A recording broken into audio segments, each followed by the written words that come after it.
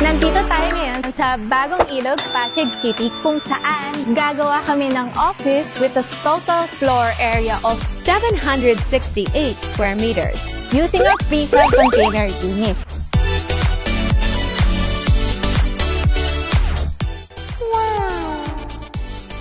Ngayon, ipapakita namin step by step paano namin gagawin tong bare lot na to hanggang sa mabuo namin yung buong office building.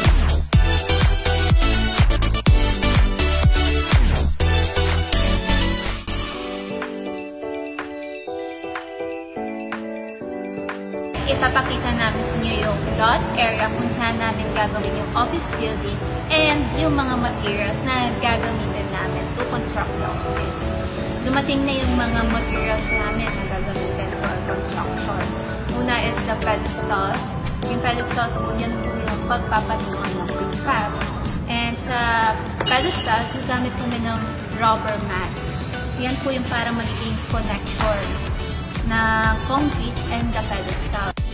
So sa next episode po namin is for the site preparation na po. Maglalagay po kami ng fence, harang po habang gumagawa kami dito, and our temporary facility. So see you sa next episode! Bye-bye!